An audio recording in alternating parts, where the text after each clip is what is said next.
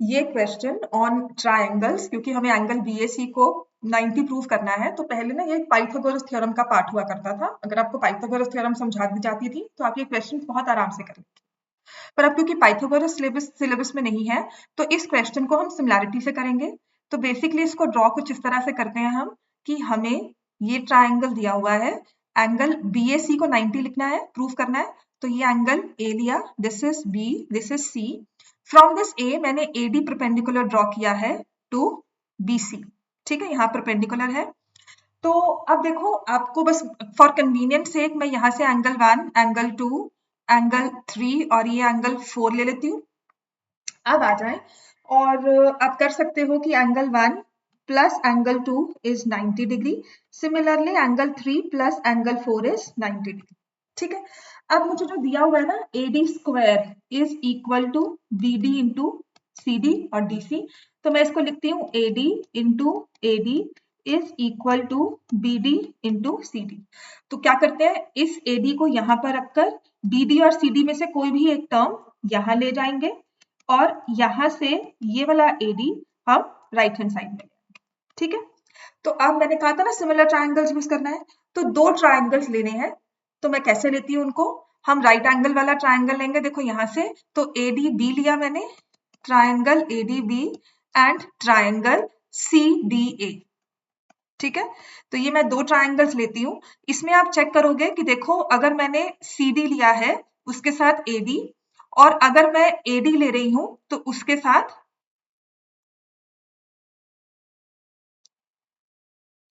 अगर यहां से हम AD ले रहे हैं तो यहां से BD आ रहा है, ठीक है। तो कुछ इस तरह से हमने लिखा। देखो, अगर मैंने फर्स्ट वाले में AD चेक किया, ठीक है ना, तो BD इस वाले ट्रायंगल में, तो यहाँ BD है और AD यहाँ पर आ गया, ठीक है। अगेन, तो इसको थोड़ा सा और इजी करने के लिए मैं क्या करती हूँ, मैं इस रेशियोज को इन्वर्ट कर देती हूँ। मैं लिखती हूँ BD upon AD is equal to, यहाँ से BD अपॉन AD, तो ये आ जाएगा AD अपॉन CD। अब ना थोड़ा सा इस चीज को समझना कि मैंने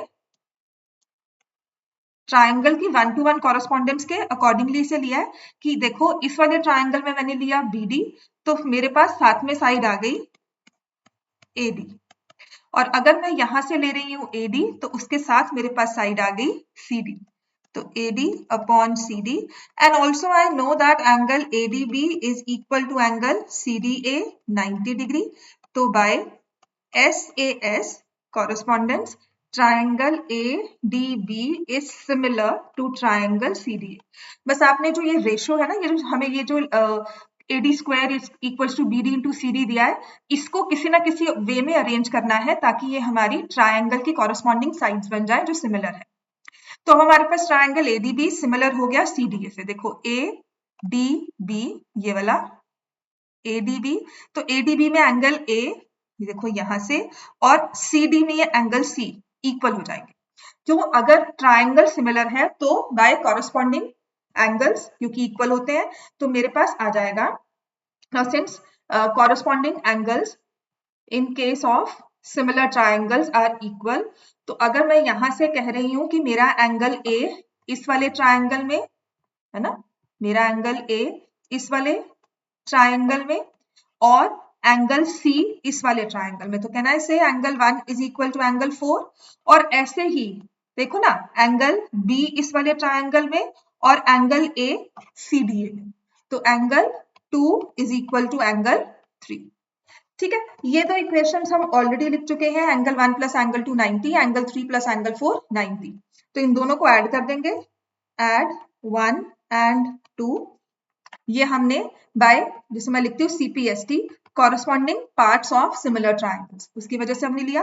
तो इन दोनों को ऐड किया तो ये आ जाएगा angle 1 plus angle 2 plus angle 3 plus angle 4 is 180 degrees. तो एंगल 1 की जगह, एंगल 1 तो चलो मुझे चाहिए, एंगल 1 एज इट इज रखूंगी, एंगल 2 की जगह मुझे एंगल 3 चाहिए, एंगल 3 एज इट इज चाहिए, एंगल 4 की जगह रिप्लेस कर दूंगी एंगल 1, तो ये 180 डिग्री आ गया। तो यहाँ से एंगल 1 प्लस एंगल 3 का 2 टाइम्स इज 180 डिग्री। तो क्या अब मेरे पास ये रिजल्ट है जो कि मैं यहाँ लिख रही हूँ, देखो, एंगल 1 प्लस एंगल 3 इज 90। तो ये एंगल 1 और एंगल 3 जो 90 बना है, ये कौन सा एंगल है? Angle BAC is 90 degree.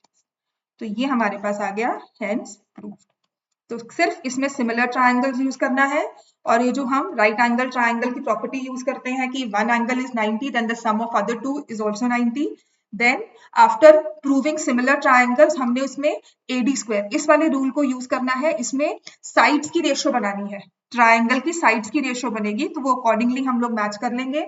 एक बार किस तरह से रखेंगे, नहीं आया तो वील टेक इन्वर्ट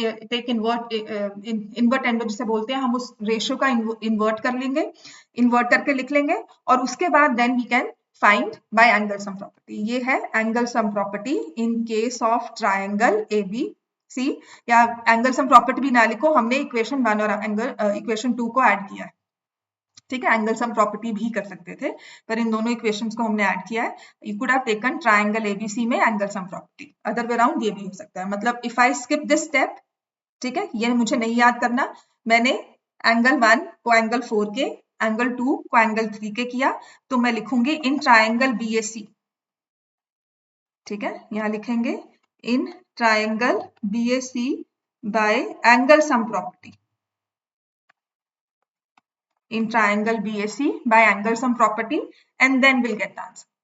ठीक है, so hope ये क्वेश्चन समझ में आ गया। नहीं तो please do let me know, I'll try to explain again, और कोई भी और डाउट्स है तो you can always ask me your questions. Thank you.